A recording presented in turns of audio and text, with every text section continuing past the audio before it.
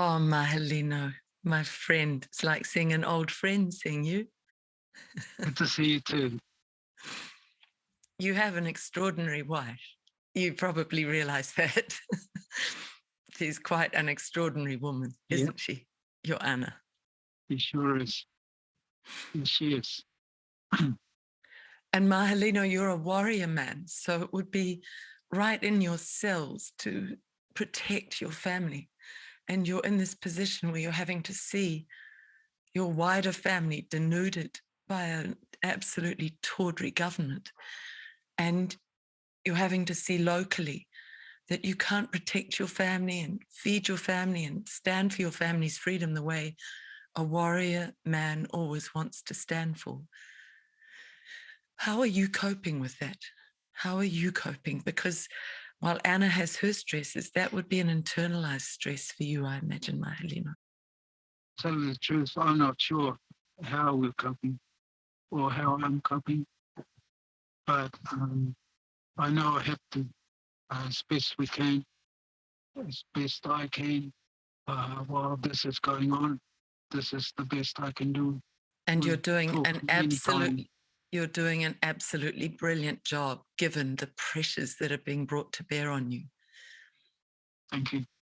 Mahelino, you were tricked into an interview with Radio New Zealand. Can we briefly allude to that? Yeah, it was just out of the blue. I should have listened to one.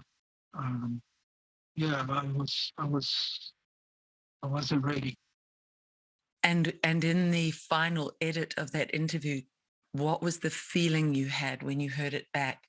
Was it a feeling that they had, I gathered from Tracy, the feeling might have been that they had excluded important things that you'd said and reshaped your words to fit their narrative and the government narrative.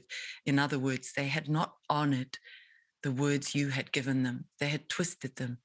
Now, am I accurate in what I've picked up there? And if I'm not, I'm happy to be wrong. I'm just wanting to know if that was a reflection of what you felt. Straight after the interview, I regretted it. I knew, being mainstream media, they will do what they do, as we've seen for the last 2.5 years. So I was regretful, and uh, the the contact came by again and asked for a photo, and we refused a photo, or a family photo, for their RNZ connection. Mahelino, this is your chance. As always with these interviews we do, this is your chance to speak directly to the camera, to that journalist who let their own standards be corrupted by feeding a mainstream media governmental propagandist narrative. What would you say to that journalist, human being to human being? I know what I would say. What would you say?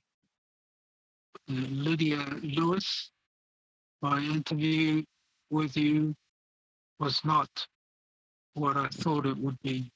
Um, what came out was only some parts that you selected to feed your narrative of my story. But that's what you do. Mainstream media, I should have known better and not spoken at all with you. And Your I would. story was not. You go ahead. You keep going, Mahelino. Sorry, there was a pause. I thought you'd finished. The story was not what? This is really important. The story was not correct as it came out of my mouth, and what you spoke of on your report was not what I said. That's what I wanted to say. How did that feel, Mahelino, when you heard things twisted that had come from your heart in an honorable way, twisted by, there's a phrase in classical writing, fools and knaves, twisted by someone who was not acting with the full honor that a good journalist should act. How did you feel to hear your words so twisted and mangled? I was angry. I was sad. I was sorry that I had done it, knowing afterwards what they would do. It made me angry. As I said to Anna, I'm glad you still have that fire inside you, Mahelino, from your wonderful days as a leading league player, I gather, when you were young. You have that warrior strength in you. But Lydia Lewis, as a journalist, you need to be deeply ashamed of what you've done to this family. They are already so traumatized. They've been so ignored. Their plight of illegal lockdown has been so downplayed by you while you play up some imagined customary right that never existed to lock people down for saying no to a medical procedure.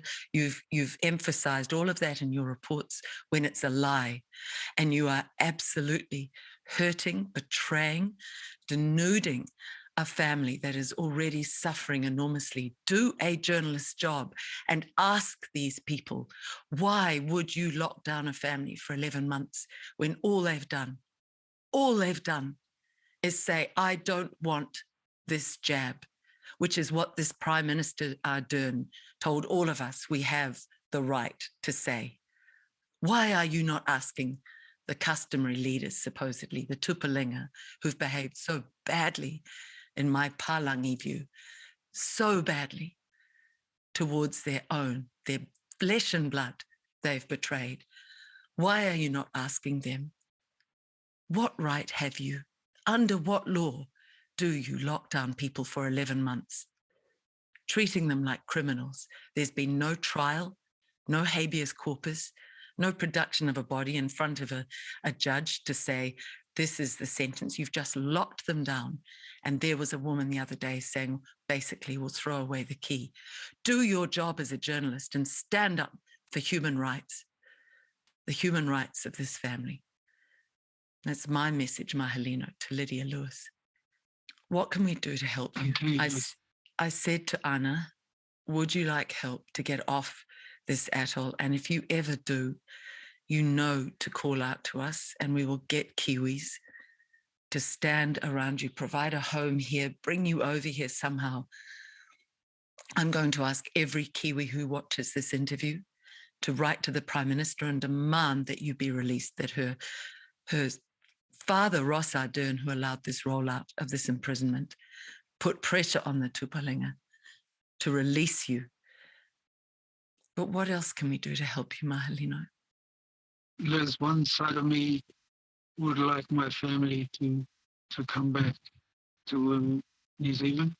I know we can make it there like we had in the past, but I have a hunch that things may not be maybe not much better. The way I see, I know how hard it will be for us all to live in this community. But we'll see how things go in a little while. Why will it be so hard to live in this community? Why? Explain that. It was beautifully illustrated to us last weekend. The people are just, I don't know what the word is, but they're so sold on this narrative that they can go and think and act like that for some of their own. I know my kids will find it very difficult to stay here, even Anna, but call it stubborn. Yeah. I call it brave.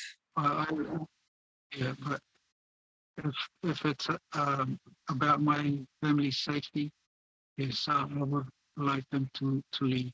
We are asking, and we'll put it up at the end of this interview, we're asking all Kiwis to put money into an account for you, for your family specifically, Mahelino. We want to make sure that you have money in there. So if you need to get off Nukunonu because you're the only family on this island with the courage over 11 months to say no to this blackmail, this coercion, this cruelty, this bullying, you have been so inordinately brave. So we're asking all Kiwis to put money into an account for your family specifically. But do you feel, you mentioned it in one other interview, that your ancestors are supporting you, that they are saying stand for these islands, this little atoll, to be free, the legacy that your ancestors left you to be honored? Do you feel your ancestors are with you, Mahelino? Yes, since you brought it up, I believe they are. I believe they know what's really going on. And I think that's where my strength comes from. What do you think they believe is really going on? What is it you believe is really going on, Mahelino? As you were saying before, our future generations are heading into a darkness that no one has ever imagined. If the good doctors and experts that we're listening to are correct, and I believe they are, these so-called leaders have no idea what they've done. So it's not, my tears are not so much for us as for an atoll group with a dark future. God knows where they're going. Yes, God knows where. Are you there referring to what I said to your wife, Anna, earlier, that more and more evidence is showing that we were lied to when they said the mRNA does not link into the DNA, that in fact it does affect human DNA, that in fact the Tokelau population could find itself decimated in future years by having such large numbers jabbed? Is that your fear? Is that what you're referring to, Mahelino? That is exactly what I'm referring to. Liz, we heard where this was going before the jabs were rolled out locally. By then I realized it was too late, since the authorities didn't want to hear anything else or away from the narrative they were sold on. So I was adamant I was going to protect my own family. The rest is history. You said in one of our earlier interviews that you feel that this rollout has involved really focusing in on Indigenous populations around the world in particular. And many in New Zealand have noticed how hard they've focused on jabbing all the Māori and all our Pacifica brothers and sisters living here in Auckland or living around New Zealand. Tell us more about that. Why did you say to me they've really focused on Indigenous populations, Liz? In a way, they were telling the truth, that we were the most vulnerable because, as it turned out, we are very susceptible to a narrative strongly pushed from mainstream media, a government, any authority. We're law-abiding citizens on the whole, but our family have never been in trouble. None of us. But on the whole, we listen to authority. For the life of me, I don't know why I chose to throw our TV out some 15, 20 years ago. Wise man, wise man. But ever since, it wasn't that I wanted to get in trouble. I just didn't want, I liked the narrative that was not mainstream. Something was resonating in me, let's say, about what they were trying to tell us. I spoke to my own family, siblings, and then said 2 weekends ago, they all took the jab, and their kids, I presume. So I'm in the same position as Anna. We're all law-abiding citizens, and we're vulnerable in that we take whatever the authority will tell us. That is what I meant about our mostly native populations. I've read stories from Australia, Canada, Africa, Southeast Asia is another sad. So my thinking on native people, we will listen to the main narrative on the whole. So in that way, we are very gullible. But it's been done with such a ruthlessness, such a selling, such a level of propaganda, and I would almost say to the level of hypnotism, over and over and over repeated messages to hypnotize the thinking, to stop critical thinking. If it's any comfort, Mahelino, I bumped into someone I hadn't seen since my days in law school. He was the son of a judge. He was one of the brighter ones in our class. I begged him to help, actually. I said, as a litigator, would you come on and help in the legal group that I've put together? And he just kept saying, why didn't they take the jab? He was like a robot. Why didn't they take the jab? I said, it's nobody's business. It's each of our own private medical information. But this is about, it's not the jab, it's about a breach of fundamental human rights. And he couldn't see it. He'd lost all critical thinking faculties. He was just like a hypnotized robot. So it's affecting so many. Throwing out the television, never watching the news anymore is one of the best ways to stop it immediately. I want to deal with Radio New Zealand, who made ridiculous claims, and it made me so angry, Mahelino, when they said, they tried to imply that you were a sort of newcomer back to the islands, that you had really lived abroad for so long that you didn't understand customary rights. It made me so angry because the man I know, from the joy of interviewing such an intelligent, thoughtful, dignified human being as you, Mahelino, the man I know is a natural leader. And I happen to know that you were among the tupulenga. You were among the customary leaders. And thirdly, is it right that you came back to Tokelau about the same time as your current Prime Minister, who was one of the people I see or saw on the video laughing in his grey shirt? Appalling. That's not customary dignity by leadership. But is it right that you and he came back to the islands around the same time? So, you've been there for quite a while and you were one of the elders. Is that right? I think the report should have,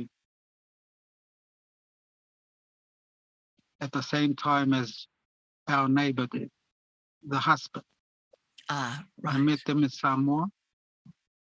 With our current commissioner, I met them in Samoa, and we came over in the same boat. So I think that's what the story is. And secondly, you were among the village elders, were you not? You were one of the tupulenga? For 2 or 3 years, yeah, I was. So when Radio New Zealand tried to paint you as this kind of city-dwelling newcomer back to the islands, it was completely inaccurate. Would that be fair to say? They tried to paint you as someone who didn't understand the customary rights into which you had reabsorbed yourself. That's really funny to my ears, Liz, because while I was in New Zealand, I had come over in 1999 after about 40 years to bring my father back for a last look at his land. He was on crutches then, so he couldn't get around much. But while we lived in New Zealand, I knew that the elders that were in New Zealand were more into our culture than what was going on Nukunonu. So I had more respect for our elders in Wellington and around New Zealand than I did for the younger generations that were left here. So I think I was well steeped into the culture of this land, probably more than they were living here all the time. And that Lydia Lewis, journalist for Radio New Zealand, who misrepresented the truth, that is what a good journalist would do. Find that story out. Do that research. Dig deeply into who the real Mahelino is before you ever try to smear him or his views ever again on Radio New Zealand in a cheap and propagandist hit piece. Thank you, Mahelino. I need finally to finish with your message down the camera to those, frankly, brutes who stood outside your place and tried to intimidate and hurt your family. Let's go back to where we began. The warrior man in you, with that dignity you have. What is it you would say if you were still in that village council and you were teaching those people how to be what your ancestors stood for, which is respectful, dignified, loyal to blood and flesh and family? What would you say to those people down the camera, the ones who stood and yelled in a brutish way outside your house, knowing how isolated you've been and hurt and betrayed? What would you say to them, Mahelino? I would say, my fellow Nukunonu, what has happened to us in the last 2.5 years? To me, what has happened has never happened before. And I hope it will never happen again. But if we come out of this, I hope we get the opportunity to learn to do the right thing. Coming from the council to start with. The Taupulenga are the leaders of Nukunonu. We first be the example to our younger families. And that's where the changes will start. Lead by example. That's what I would say, Liz.